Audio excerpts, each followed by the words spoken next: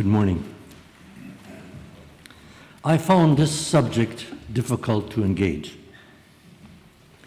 In 1978, Albert Wijaya, an agricultural economist, Indonesian Mennonite, spoke to a large gathering of the Mennonite World Conference in Wichita, Kansas.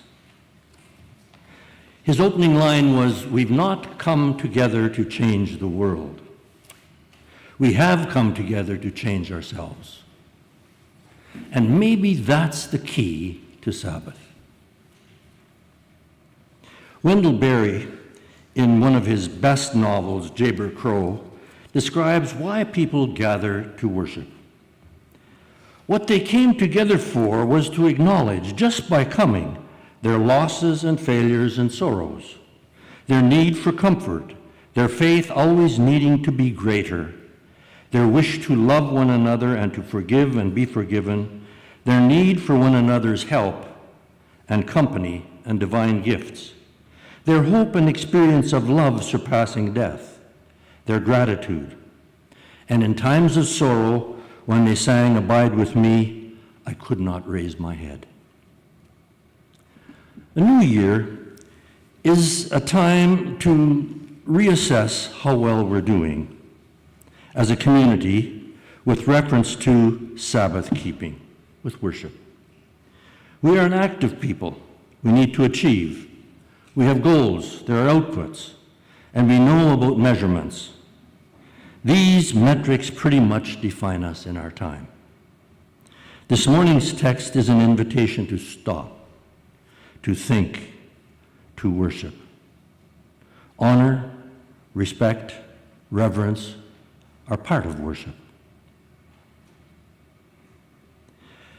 In his very interesting book, The Sin of Certainty, Peter Enns suggests that there are at least two perspectives in our time that need attention. Belief is one. Belief suggests that when we die, all is done, life is concluded, that's it.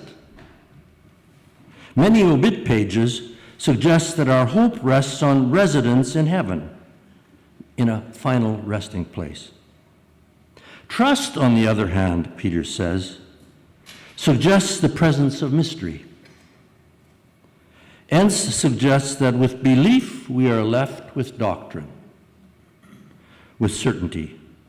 Mystery, on the other hand, leaves one with the courage to envision what we hope for, even though it is distant and almost impossible to imagine.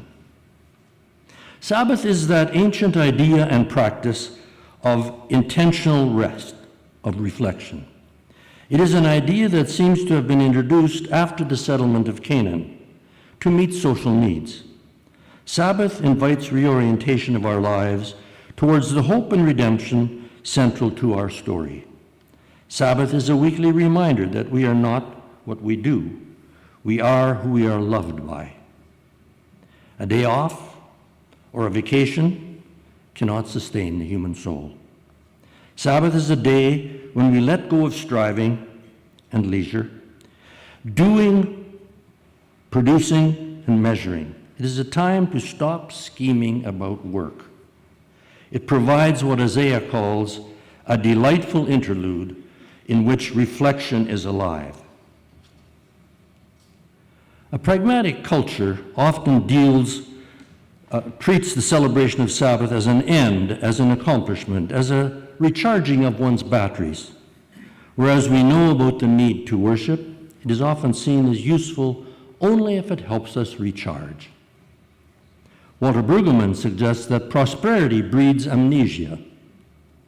When we have everything we want and need, we are most prone to ignore worship, he says. The year of Jubilee is described specifically in the book of Leviticus. It represents a time of liberation and restoration, deeply rooted in the covenantal relationship between God and the people of Israel. The Jubilee year is a profound expression of God's justice, mercy, and provision for his people. You are to count off 7 Sabbaths of years, 7 times 7 years, so that the 7 Sabbaths of years amount to 49 years. And in the 50th year, on the Day of Atonement, you shall sound the horn throughout your land and celebrate the Jubilee. Here, rest for the land, release of debts and slaves, and the restoration of property to its original family owners and the return to one's own personal property are central. The Jubilee serves as a reminder that the land ultimately does not belong to us, but to God. The land must not be sold permanently, because it is mine, says the Lord, and you are but foreigners and sojourners with me. This reinforces the idea that humans are stewards of God's creation.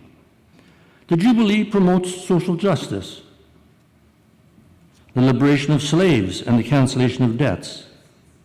These symbolize spiritual redemption and freedom. The Jubilee foreshadows the ultimate redemption found in Christ, who proclaimed the year of the Lord's favor, drawing on this imagery in his first public announcement in Luke chapter 4. Historical evidence of the implementation of the year of the Jubilee is sparse. Most scholars suggest that the Jubilee may have been more an idealistic idea rather than practical, serving as a theological vision rather than a regularly observed practice. Nonetheless, its principles have had a lasting impact on Jewish and Christian thought, influencing our concepts of justice, mercy, and economic ethics. It's an aspirational story. Does the Jubilee teaching remain a model for us today? For envisioning hope? For imagining that which we wait for, even when we can hardly imagine it? Sabbath worship is the great equalizer, a weekly event during which the powerful are humbled and brought low, and the poor and lowly are gifted space, love, and generosity. In Mark, Jesus and his disciples walked through the grain fields on the Sabbath, and to the consternation of the Jewish leaders, they pick and eat grain. How can they eat that which is not theirs, and on the Sabbath? It's forbidden. But in Jewish culture, the outside of the field was to go unharvested, so that the marginalized could glean. The religious leaders take issue, seeing the Sabbath day rigidly and in terms of rules, not graciousness, generosity, and kindness. Pope Francis reminded us often that modern wealthy folk like me tend to see the world mystically, that is, attentive to the beauty around us. But he also pointed often to the discrepancy between what we say about ourselves and the way we live.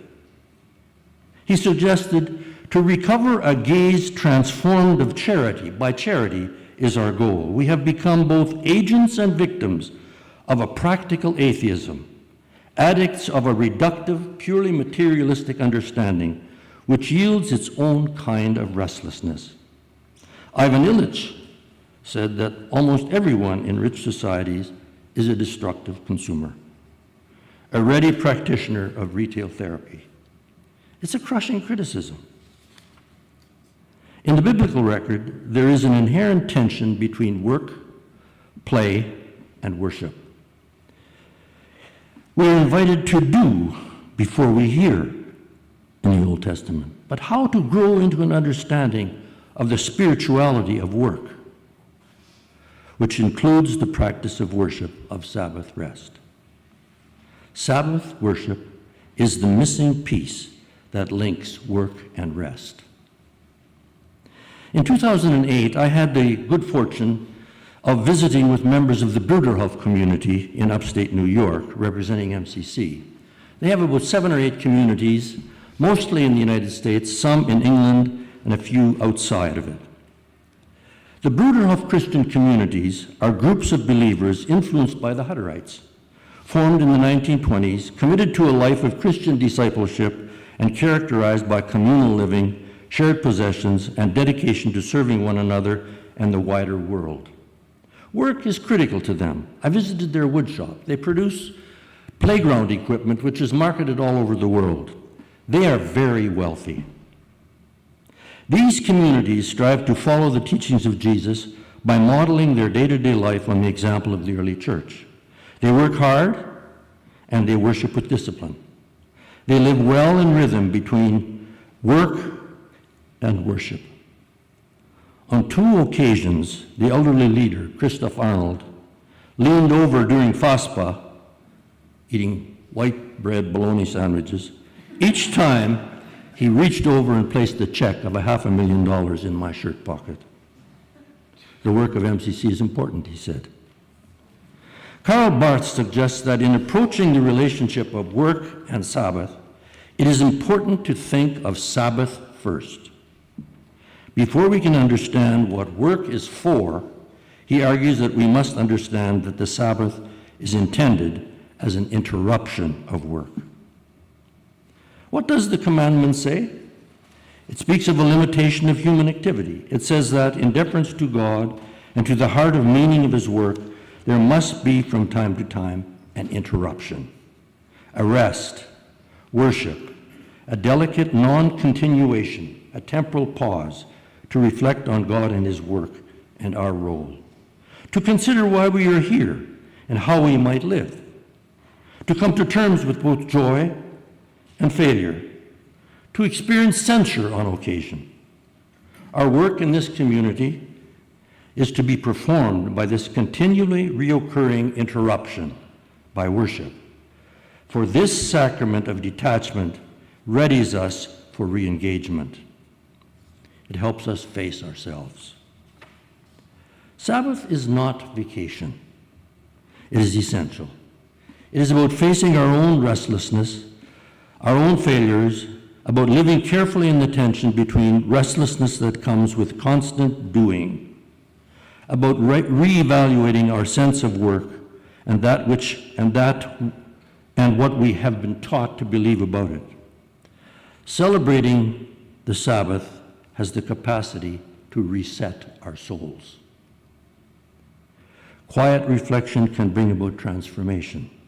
We learn the importance of being in the world in the manner and spirit of Jesus, about the continual invitation to surrender, to go with open hands, not with clenched fists.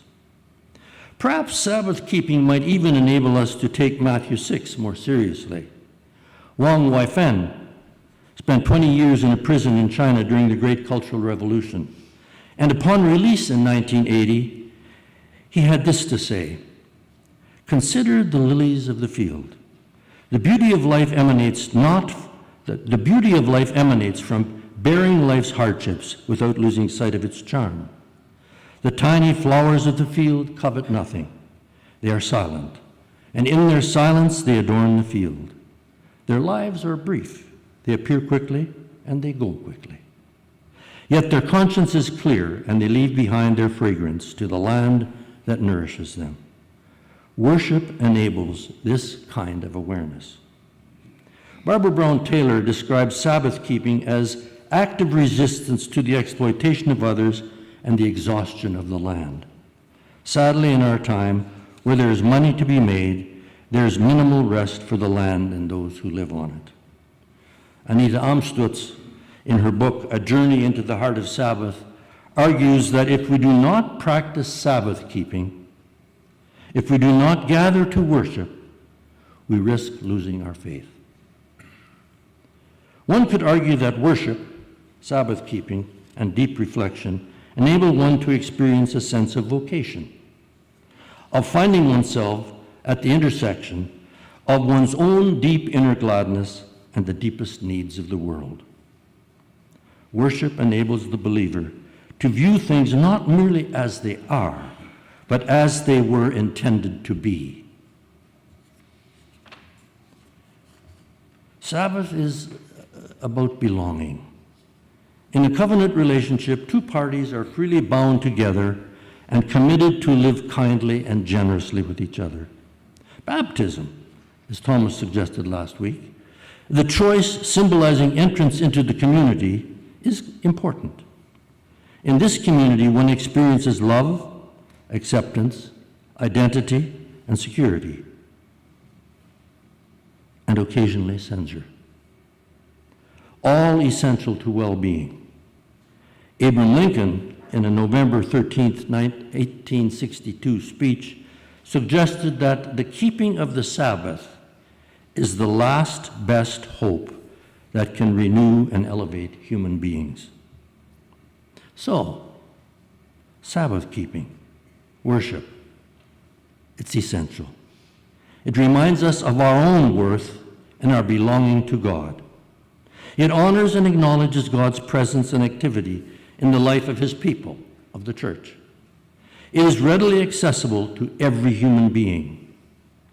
Sabbath is a time of spiritual renewal, when the invitation to surrender comes alive. When my thoughts aren't the only ones. Sabbath is a day that expresses the mutual commitment that binds God and his people. The purpose of Sabbath keeping, then, of worship, is to reflect on the great stories which we've chosen to guide our lives and our relationships, to seek Christ's wisdom and peace in the world now.